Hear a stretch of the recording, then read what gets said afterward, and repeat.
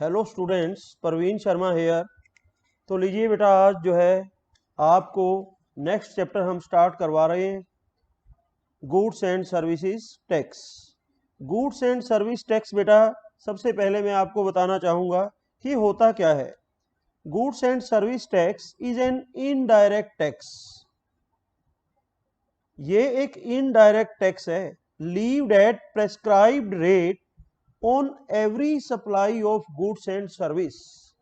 Goods and service की प्रत्येक supply पर यह लगता है, except on petroleum and alcohol for human consumption. केवल दो ऐसे प्रोडक्ट हैं जिन पे जीएसटी नहीं लगता। वो एक तो पेट्रोलियम है और दूसरा बेटा है अल्कोहल, जो आम लोग जो है कंज्यूम करते हैं, उस पे ये जो जीएसटी है वो नहीं लगता। Supply of goods means sale of goods and supply of services means rendering goods rendering of services. It is a nationwide tax to unify several indirect taxes is based on the principle of one nation one tax. ये बेटा one nation one tax पे आधारित tax है। Tax के अंदर जो है पहले क्या था, अपने देश में भी देखिए डिफरेंट टैक्सेस लगाए जाते थे। सेंट्रल जो गवर्नमेंट है वो अपने टैक्सेस लगाती थी, स्टेट गवर्नमेंट अपने लगाती थी। तो स्टेट टू स्टेट जो टैक्स रेट था वो डिफर था। हरियाणा में टैक्स कुछ था, पंजाब में टैक्स कुछ था। जैसे अभी आएगा यहाँ पर स्टेट टैक्सेस की जब बात आएगी तो उनमें ऑक्ट्रॉय की बात आएगी। किसकी बात आएगी? ऑक्ट्रॉय। तो ऑक्ट्रॉय क्या होता है बेटा? तो ऑक्ट्रॉय को बेटा हिंदी में चुंगी कहते हैं। बेटा चुंगी होती क्या है? चुंगी एक ऐसा टैक्स है जो किसी भी शहर की जो म्युनिसिपैलिटी होती है वो आम लोगों से वसूल करती है। अब उसमें बेटा आम लोग कौन से लोग होते हैं?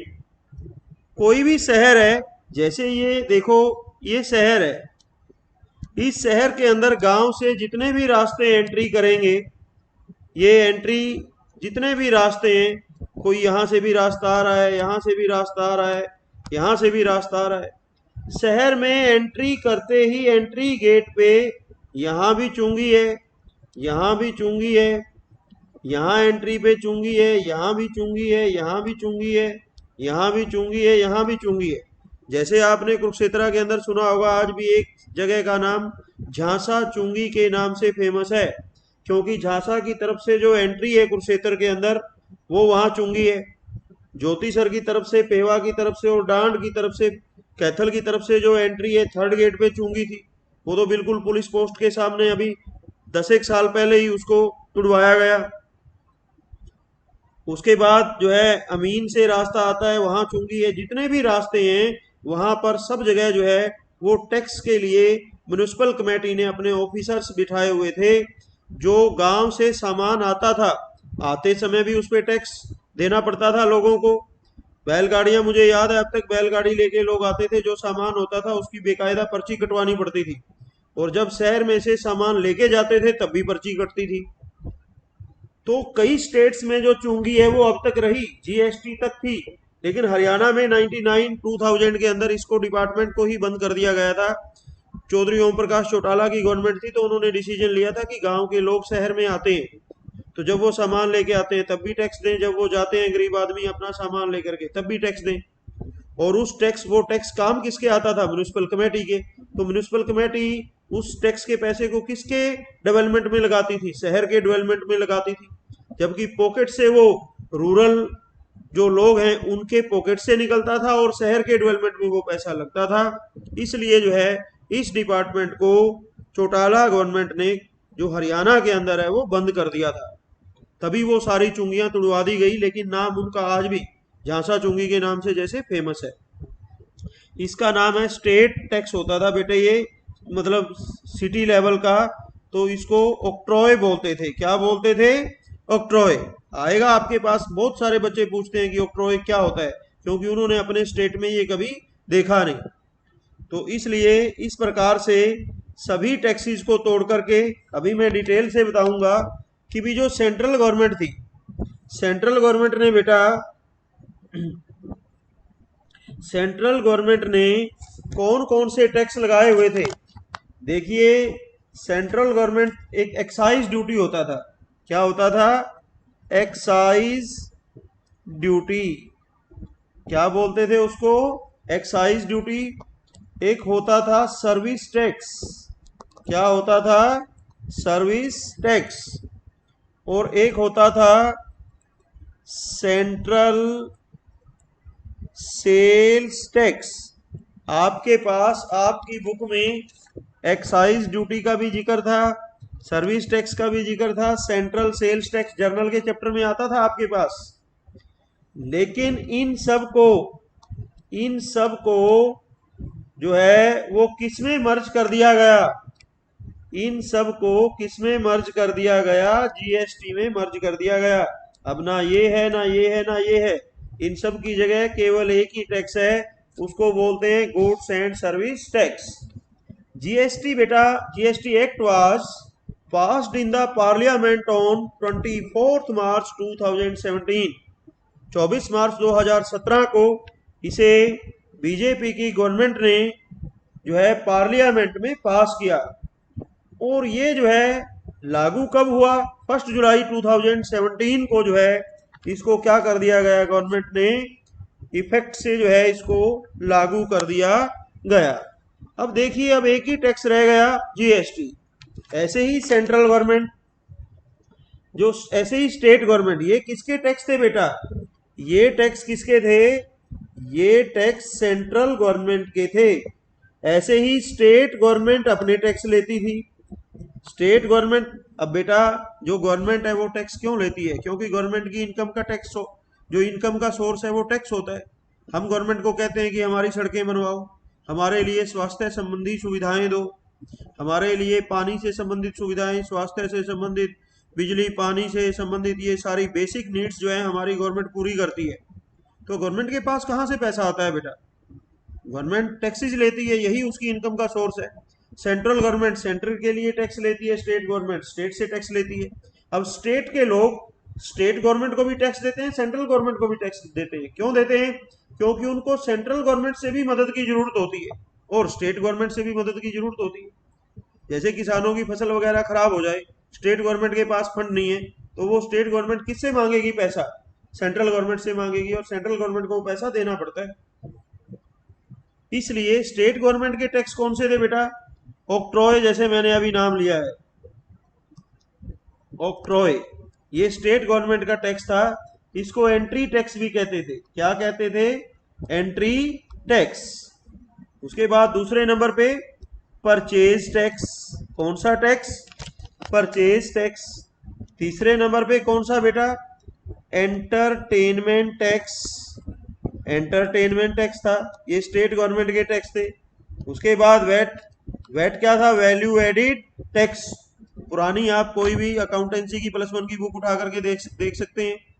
2017 से पहले की कोई भी अकाउंटेंसी, 17 वाली भी, क्योंकि 17 के बाद ये सिलेबस में तो आपके 18 में ही लग के आया, तो 17 वाली बुक्स में भी मिल जाएगा जीएसटी का पता। तो इन सब को भी किसमें मर्ज कर दिया गया? इन सब को भी किसमें मर्ज कर दिया गया बेटा? जीएसटी में मर्ज कर दिया गया। एक ही टैक्स बना दिया जिसका नाम है जीएसटी। एक स्टेट गवर्नमेंट का टैक्स होता था लग्जरी टैक्स। कौन सा टैक्स होता था? Luxury tax. इसको भी इसमें मर्ज कर दिया गया। एक था taxis on lottery. Taxis on lottery, इसको भी किसमें मर्ज कर दिया गया? जीएसटी में। इन सबको जीएसटी में मर्ज कर दिया गया। तो इस प्रकार से गवर्नमेंट ने जो डिफरेंट टैक्सेस थे उनको समाप्त करके बेटा एक ही टैक्स बना दिया जिसका नाम है जीएसटी। अब आगे देखिए आप कि जीएसटी रेट स्ट्रक्चर क्या है। जीएसटी रेट स्ट्रक्चर क्या है? तो जीएसटी रेट स्ट्रक्चर बेटा, एसेंशियल आइटम्स इंक्लूडिंग फूड। क्या है? Essential items essential items including foods जो है बेटा, उन पे जो टैक्स रेट है जीएसटी का वो 0% है। एसेंशियल आइटम क्या है बेटा? खाने पीने की जो भी चीजें हैं, नमक है या और भी आटा दाल चीजें हैं। तो यहाँ देखिए कि जो जरूरत की चीजें हैं, एसेंशियल चीजें हैं हमारे लिए, उन पे जीएसटी की रेट 0% है। उसके बाद कॉमन यूज आइटम आती है। क्या आती हैं? Common use items. Common use items पे 5% है इसका रेट। उसके बाद आता है बेटा स्टैंडर्ड रेट। जो स्टैंडर्ड रेट है इसका वो है 12%। उसके बाद आता है बेटा maximum goods and all service standard rates and all services standard rate जो है इसका टैक्स का वो क्या रहेगा? 18%। और लग्जरी आइटम्स एंड टोबैको, तो इस पे जो है बेटा 28% है। ये टैक्स की रेट है। अब आपके लिए जो मेन चीज बनती है, आपको जो थ्योरी इस चैप्टर की पढ़नी है, उसमें आपको ये देखना है कि एसेंशियल आइटम्स में कौन कौन सी चीजें शामिल होती हैं, फिर कॉमन यूज में कौन कौन सी चीजें शामिल होती हैं, स्टैंडर्ड रेट में कौन कौन से आइटम्स आते हैं, मैक्सिमम गुड्स में कौन कौन से आइटम आते हैं, लग्जरी किसको कहते हैं। ये आपको बेटा बुक में थ्योरी में ध्यान से पढ़ना है और बुक में कम डिटेल मिलेगी। आप इंटरनेट से भी देख सकते हो। इंटरनेट से आप इसका एक प्रोजेक्ट बना सकते हो जीएसटी का, क्योंकि आपको अकाउंटेंसी में प्रोजेक्ट भी बनाना है। और मैंने जीएसटी का ही प्रोजेक्ट बनाने के लिए आपको क्यों कहा है? क्योंकि नया चैप्टर है, नई चीज है, आपके लाइफ में काम आने वाली चीजें हैं ये सारी। जैसे आपने पीछे क्या पढ़ा, हिस्ट्री पढ़ी, सामाजिक ये पढ़ते रहे, वो हिस्ट्री जो है वहां वो चीजें इतनी आपके लाइफ में काम आने वाली नहीं होती। लेकिन अभी जो चीजें आपको बताई जा रही हैं, ये चीजें सारी आपके लाइफ में बिल्कुल प्रैक्टिकली आपके सामने आएंगी। घर का सामान भी आप खरीदने जाते हो तब भी इन चीजों का आपको ध्यान रहेगा कि इसने कितना टैक्स लगना था और इस बिजनेसमैन ने हमारे इन चीजों पे कितना टैक्स लगाया है। अब जैसे ये 18% है, तो 18% डिवाइड होता है बेटा कि 9% स्टेट गवर्नमेंट को जाएगा और 9% किसको जाएगा? पहले सेंट्रल गवर्नमेंट को, फिर स्टेट गवर्नमेंट को। एक नंबर पे सेंट्रल गवर्नमेंट, 2 नंबर पे स्टेट गवर्नमेंट। तो इस प्रकार से आपको जो है इस चैप्टर का ये थ्योरेटिकल पोर्शन तैयार करना है। कल जो है मैं अगले लेक्चर के अंदर, ये इंट्रोडक्शन थी इस चैप्टर की, कल जो है मैं इसकी जर्नल एंट्रीज आपको स्टार्ट करवा दूंगा। तो मैं दोबारा फिर आपको ये बात समझाता हूँ कि आप इस चैप्टर की थ्योरी अच्छे से पढ़िए, क्योंकि आपको ना क्वेश्चन के अंदर कई बार मिलेगा कि यार इसमें लिखा तो है जीएसटी, लेकिन क्वेश्चन में लगाया ही नहीं।